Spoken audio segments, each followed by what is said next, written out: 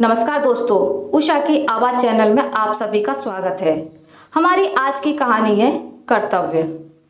देखिए भैया, आपको सुनने में थोड़ा कड़वा लगेगा, पर मुझे यह मजबूर होकर कहना पड़ रहा है कि मैं पूरे परिवार का बोझ नहीं उठा सकता हूँ। मेरी भी अपनी जिंदगी है। जिंदगी में छोटी छोटी खुशियाँ हैं, बाल बच्चे हैं। मुझे उनके लिए भी सोचने की जरूरत है। बचपन से हमने जो जोड़ तोड़कर खुशियां बटोरी हैं, वैसे ही खुशियां टुकड़ों में मेरे बच्चों को मिले, यह मुझे हरगिज मंजूर नहीं है।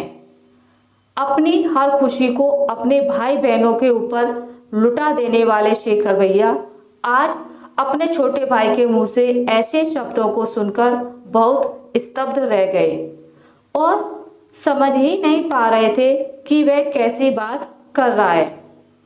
अभी तक तो 4 भाई और 2 छोटी बहन थी अपने परिवार में। इसके अलावा और कौन है अपने परिवार में? भैया ने आश्चर्यचकित होकर पूछा, क्या हुआ? क्यों इतना गर्म हो रहा है और किस बात की बात कर रहा है? अनजान बन रहे हैं। भाभी ने बताया ही होगा आपको।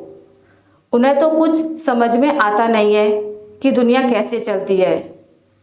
इस बार शेखर भैया थोड़े गंभीर होते हुए बोले, सुमित, जो कहना है साफ साफ कहे। बीच में भाभी को लाने की जरूरत नहीं है। वह मुझसे भी लड़ जाती है तुम लोगों के लिए। बोलना, कौन से बोझ के नीचे दबा जा रहा है तू? सुमित उठकर खड़ा हो गया और नीचे जमीन को पैरों से टटोलते हुए बोला, भाभी हम लोगों के लिए नहीं, कुछ और ही सोच रही है। क्या कहना चाहता है? पहेलियां कब से बुझाने लगा है तू? जो कुछ है साफ साफ बोल। भैया, माना कि आपने मेरी पढ़ाई लिखाई की जिम्मेदारी उठाई थी, वह तो आपका कर्तव्य था जो बाबूजी ने आपको दिया था। और आज मेरी नौकरी अच्छी है और ज़्यादा सैलरी है, तो क्या मुझे सब बांट देना चाहिए? सीधे सीधे बोल छोटे, पहले मत बुझा। जो कहना है साफ साफ बोल। क्या भाभी ने पैसे मांगे हैं? सुमित ने कहा, मांगे तो नहीं है, लेकिन आप सब जानते हैं और मुझे अब आज़ादी चाहिए। मैं अपनी ज़िंदगी जीना चाहता हूँ। यह कहते हुए वह कमरे से बाहर निकल गया।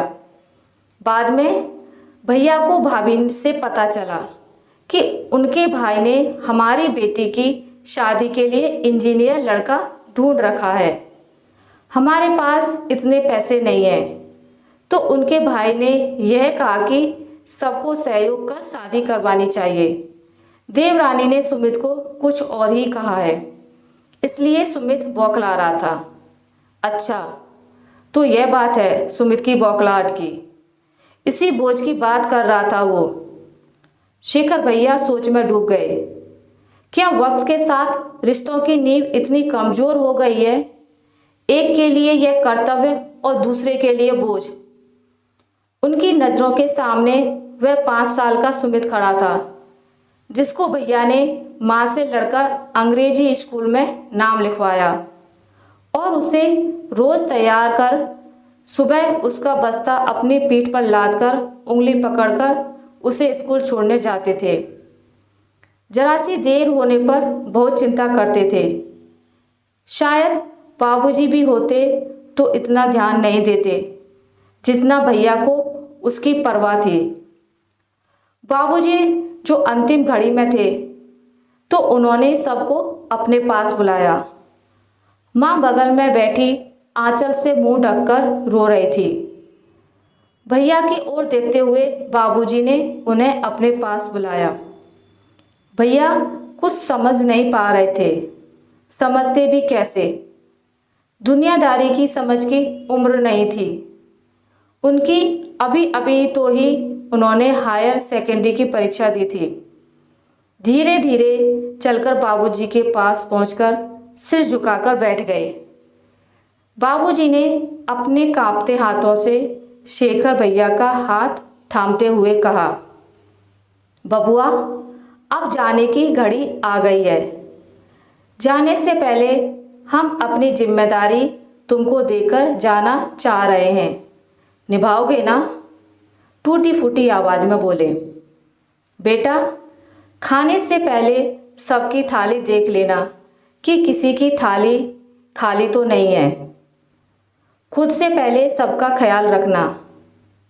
भैया बिल्कुल घबरा गए, कुछ समझ ही नहीं पाए। घबराहट में आंखों से आंसू झरने की तरह बहने लगे। वह बाबूजी से बोले, बाबूजी, आप कहाँ जाने की बात कर रहे हैं? हम भी साथ चलेंगे, आप बताइए। बाबूजी की आंखें भर आई थी। उन्होंने भैया का हाथ जोर से पकड़ लिया और बोले, बेटा, बहुत दूर जा रहा हूँ, वह भी अकेले। मैं वहाँ पर तुमको अपने साथ नहीं ले जा सकता। बाबूजी के शायद यही अंतिम शब्द थे जिसने शेखर भैया को 16 की उम्र में ही 60 का बना दिया था। माँ के साथ साथ अपने भाई बहनों की जिम्मेदारी को उन्होंने अपने छोटे छोटे कंधों पर उठा लिया। पढ़ाई अधूरी छोड़ बाबूजी की अनुकंपा वाली नौकरी थाम ली और बरगद की तरह अपनी छाया देने लगे। उन्होंने कभी अपने लिए नहीं सोचा। धीरे धीरे भाई अपनी पढ़ाई पूरी कर नौकरी में आ चुके थे। माँ के पास जो थोड़ी बहुत जमा पूंजी थी उसे मिलाकर दोनों बहनों की शादी कर दी। रिटायर होने के बाद उन्होंने शहर में एक फ्लैट खरीदा था ताकि सभी भाइयों के बच्चे शहर में रहकर पढ़ाई कर सकें। अपने लिए उन्होंने अभी तक कुछ नहीं सोचा था। सुमित की पढ़ाई में जितने पैसे लगे वो उन्होंने दिए, यहाँ तक कि भाभी के कुछ गहने को भी गिरवी रख दिया अपने कर्तव्य के लिए। पता ही नहीं चला कि भाभी कब से चाय की प्याली लेकर खड़ी थी और उनको अजीब सी नज़रों से देख रही थी। उन्होंने भाभी को बैठने का इशारा किया और कुछ बोलते इससे पहले ही भाभी ने कहा, आप चिंता मत कीजिए, मैंने भाई को मना कर दिया है। हमारी औकात कहाँ है जो हम इंजीनियर दामाद ढूंढ सकें। और धीरे से बोली, मुझे मालूम है बाबूजी ने परिवार की जिम्मेदारी आपको दी थी, आप किसी भी तरह की चिंता ना करें। आशा करती हूँ आपको मेरी आज की कहानी अच्छी लगी होगी। अगर आपको मेरी ये कहानी अच्छी लगी है तो इसे लाइक करें, ज़्यादा से ज़्यादा शेयर करें और अगर आप मेरे चैनल पर नए हैं तो इसे सब्सक्राइब करना ना भूलें। मिलते हैं एक नई कहानी के साथ, तब तक के लिए नमस्कार।